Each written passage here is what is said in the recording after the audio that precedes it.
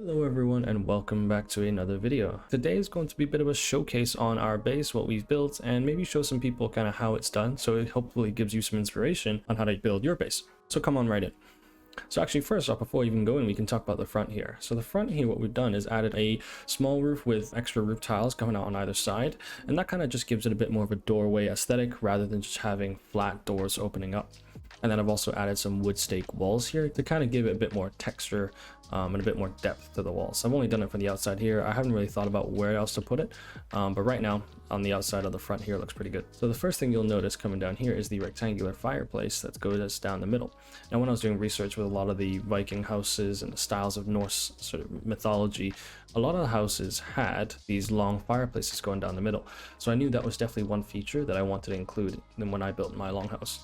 As you can see here, I've also included a lot of deer and boar trophies, and I think that was really nice to kind of add to the effect and the general aesthetic of the longhouse in the wilderness.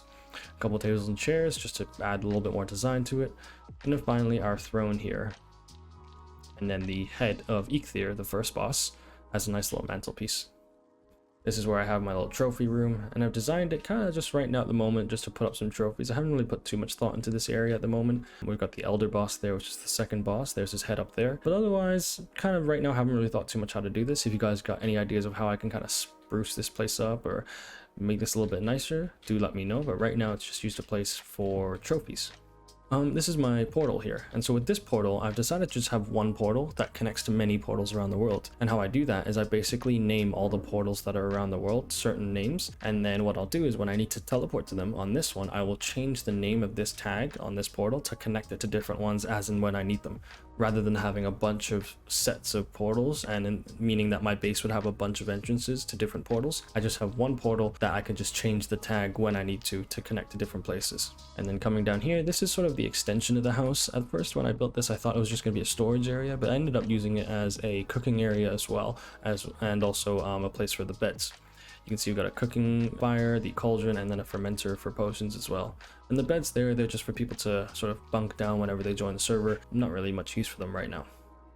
Here is our storage area. This is where we kind of try to organize everything. I personally am quite into making sure things are organized and so I can find things quickly. Some other people aren't, and that's fine with it, you know, however you want to play it. But I like to have my things all organized. And then coming out the back here, this is sort of our workshop area.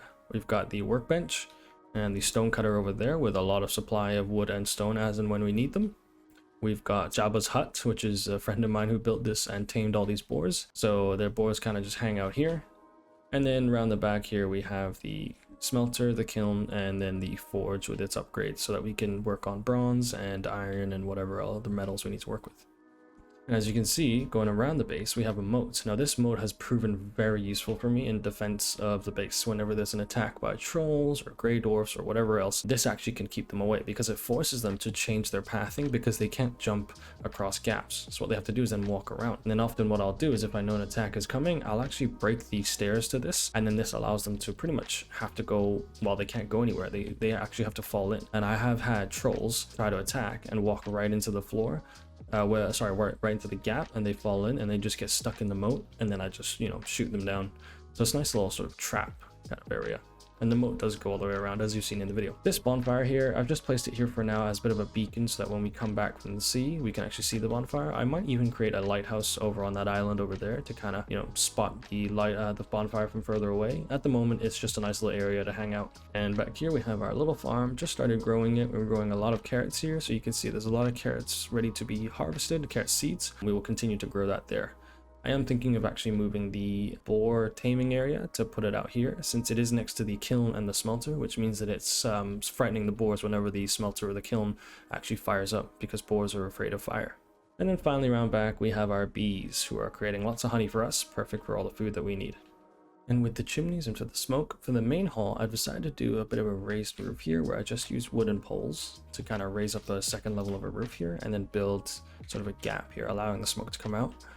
And for the cooking fire and the cauldron area, what I've done here is decide to just make a single tower chimney where the smoke can rise out of the corner that way. So that's two ways I've had chimneys. There's lots of chimneys designs that you can do lots of different ways, but that's how I've done it. And a few people are asking me how you connect the extension of the roofs across.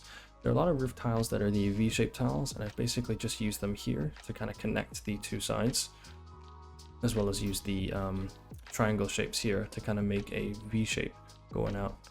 And then finally, the last thing I wanted to showcase was the boathouse. So I built this boathouse just because I wanted a place where my boat could be sheltered from the rain and also kind of withstand a bit of the weather damage, but also generally keep it in place.